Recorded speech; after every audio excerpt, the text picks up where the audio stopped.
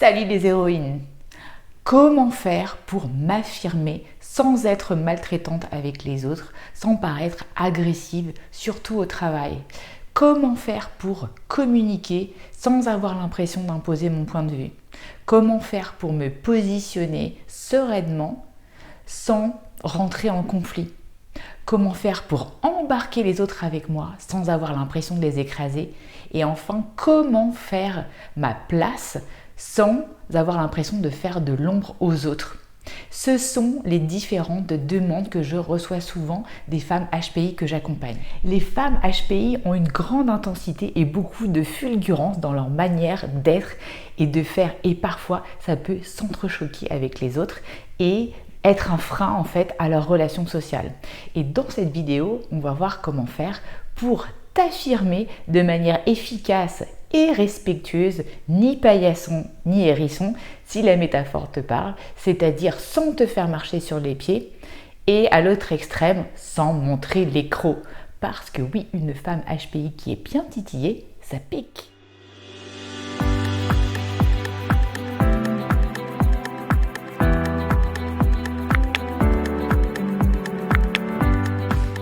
Je m'appelle Sandrine Larive et ma mission c'est d'aider les femmes atypiques, au potentiel, multipotentiel et ou hypersensibles à se libérer de leur chaîne inconsciente pour libérer leur plein potentiel.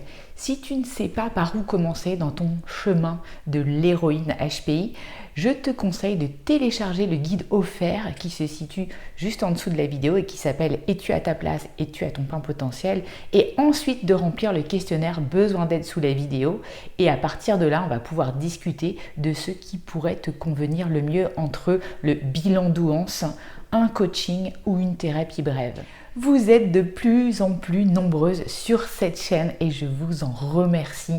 Je sais aussi que vous me dites souvent que vous n'osez pas liker sur les réseaux sociaux du contenu qui est lié au potentiel car vous avez encore beaucoup de pudeur par rapport à ce sujet et je le comprends très bien. Mais au moins, abonnez-vous à cette chaîne pour recevoir toutes les semaines vos 2 vidéos qui vont vous aider à vous développer. Déjà en tant que femme HPI, et c'est un atout, je sais que tu as l'envie de t'améliorer, l'envie de mieux faire. Et affirmer ta singularité en faisant le moins de dégâts possible, tu m'en parles tous les jours, la motivation est là. Et le problème, ce n'est pas le contenu de ce que tu affirmes, c'est le comment ça sort et à quel moment ça sort. Et moi, en entreprise, j'avais atteint un certain niveau et ma problématique principale en coaching, c'était souvent comment devenir une main de fer dans un gant de velours. Souvent, tu vas très vite, tu sautes rapidement à la conclusion, tu prônes l'ultra-transparence, tu voudrais finir les phrases des autres, tes pensées fusent, et plus rapidement souvent que leur expression, et par conséquent, eh bien parfois ça sort maladroitement ou de façon trop sèche ou même encore ça explose et tu peux blesser tes interlocuteurs malgré toi. Et ce qui arrive souvent, ce que tu me dis, c'est que les autres prennent ton intensité, ta fulgurance, ton énergie, souvent pour de l'arrogance ou du forcing. Et à l'extrême, quand tu en as marre d'entendre tout ça, tu te braques, tu te désinvestis de tes relations et ça se transforme en conflit externe ou en conflit interne parce que tu le sais, tout ce qui ne s'exprime pas s'imprime. Avant de rentrer maintenant dans les solutions pour s'affirmer de manière respectueuse, j'aimerais qu'on parle préparation parce que s'affirmer, ça se prépare. Et je vais te poser différentes questions. La première, c'est clarifie en fait les situations dans lesquelles tu as du mal à t'affirmer. Est-ce que c'est plutôt dans le domaine personnel ou professionnel et avec qui tu as du mal à t'affirmer?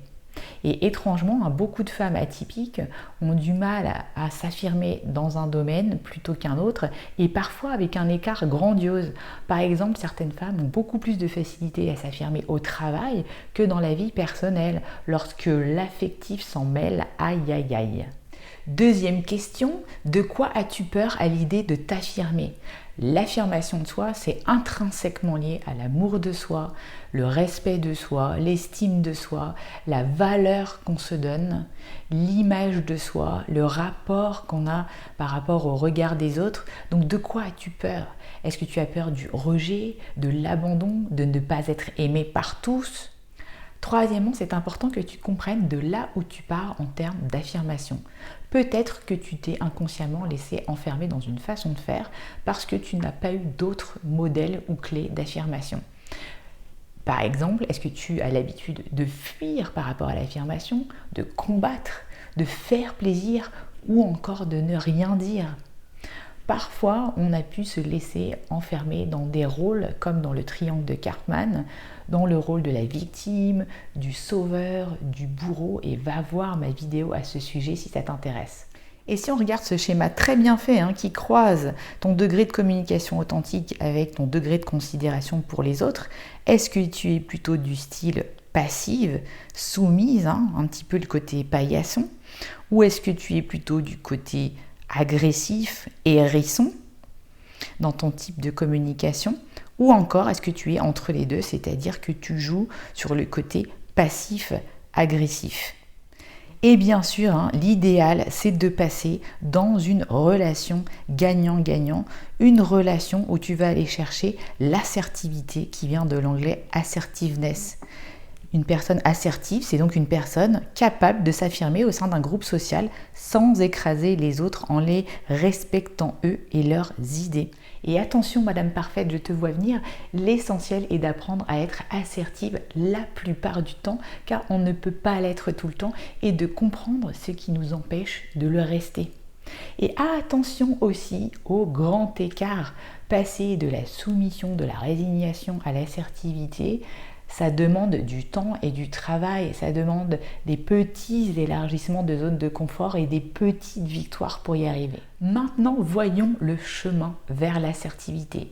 Et le premier pas, c'est de bien se connaître et de bien connaître sa métacognition, c'est-à-dire la façon dont on pense, mais aussi de bien connaître ses émotions et comment les apprivoiser. Par exemple, si je pars de ma frustration et que je ne sais pas exprimer ce qu'il y a derrière ma frustration, que je ne sais pas ce que c'est, alors ça va être la bérésina. J'ai besoin de me demander à chaque fois qu'est-ce que cette frustration vient me dire, quel est le besoin que je n'ai pas assouvi derrière cette frustration pour m'empêcher de faire retomber toute cette frustration directement sur les autres. Et si je peux respecter ce besoin, aller vers lui petit pas par petit pas, alors cette frustration va retomber. En coaching Mission de vie à haut potentiel, on fait aussi tout un travail pendant une séance entière sur les valeurs. Et souvent chez les femmes HPI, je vois ressortir cette valeur de justice et sa contre-valeur injustice qui font que parfois l'affirmation de soi est complètement bousillée par des débordements émotionnels qui sont liés au fait que certaines de ces valeurs comme la justice sont bafouées.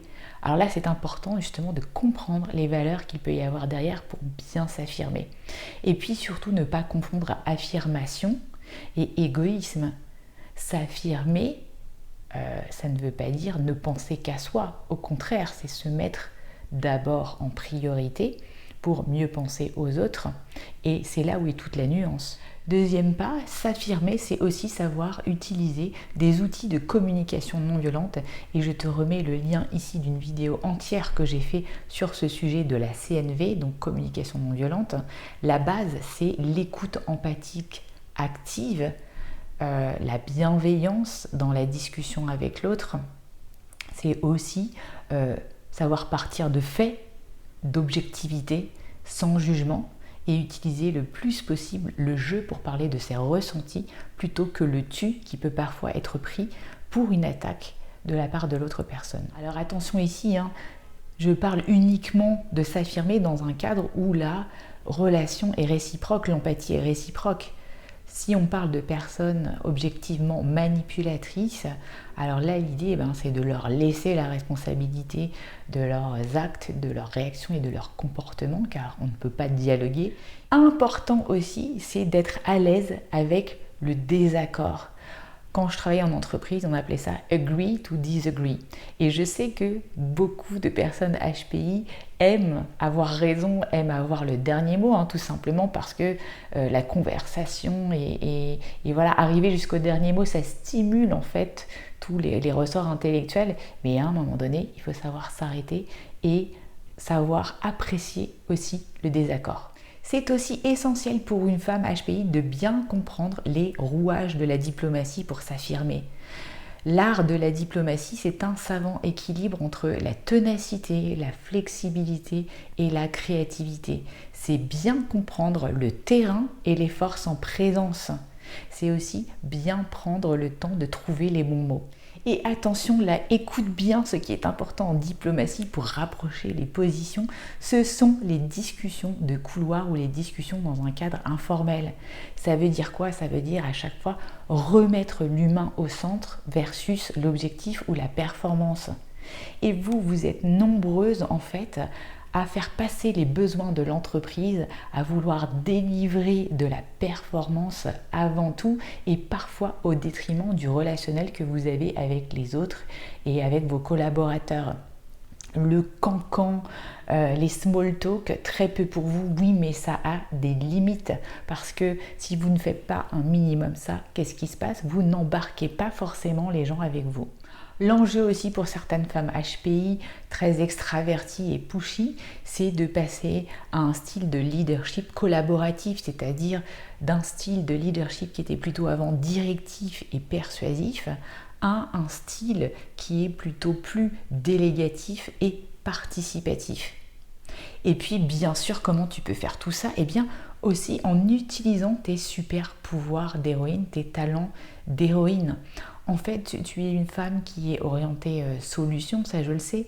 Donc comment tu peux utiliser aussi aujourd'hui les critiques qu'on peut te faire par rapport au fait que tu es arrogante, etc. pour les transformer en défis et en challenges sur lesquels travailler. Par exemple, lorsque j'étais en entreprise, on m'a fait des commentaires sur mon style de management un petit peu trop direct. Eh bien, qu'est-ce que j'ai fait?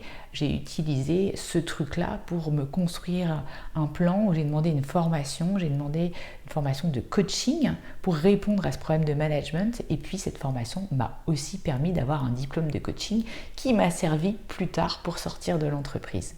Si tu sais aussi que tu vas trop vite, comment tu peux utiliser tes facultés d'empathie innées pour développer ton intelligence relationnelle, pour te mettre à la place des autres et comprendre leur propre rythme interne et ne pas les offusquer. En conclusion, ce que je veux dire, c'est que tu as le droit d'affirmer ta singularité. Ça peut être vraiment un défi pour une femme HPI de le faire, mais c'est vraiment possible avec les bonnes stratégies, la communication empathique, l'écoute active, l'intelligence émotionnelle et relationnelle, la recherche du compromis. Tout ça sont autant d'approches qui vont te permettre de t'affirmer tout en étant respectueuse des autres. Oui, c'est tout un art, mais c'est vraiment en le pratiquant que tu vas réussir à progresser. Et c'est ce qu'on fait dans mes coachings et aussi mes thérapies brèves sur mesure où les personnes m'amènent des cas concrets sur lesquels on bosse en live. C'est difficile en fait de faire des généralités pour chacune car ça dépend de ton vécu et ton histoire. Et c'est aussi très important que tu essayes de te tester tous les jours dans ton affirmation. Que ce soit pour des petites choses comme par exemple si on vient te prendre ta place dans la queue pour aller chercher le pain, comment tu peux réussir à t'affirmer à ce moment-là? Ou encore si on t'insulte quelque part, comment tu arrives à t'affirmer tout en étant respectueuse de la situation. Voilà, alors je sais que c'est pas facile, mais encore une fois, tout est une question d'entraînement.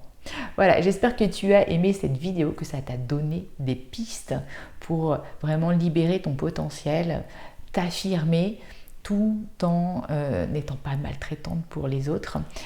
Si tu penses que cette vidéo peut plaire à d'autres femmes, n'hésite pas à la partager. Ça va aussi faire fonctionner l'algorithme car tu sais que je mets beaucoup d'amour dans toutes ces vidéos et l'idée c'est qu'elles soient partagées avec le plus grand nombre de femmes possible. Laisse-moi un pouce, abonne-toi à la chaîne. Bref, à bientôt les héroïnes. Bye bye. Ciao.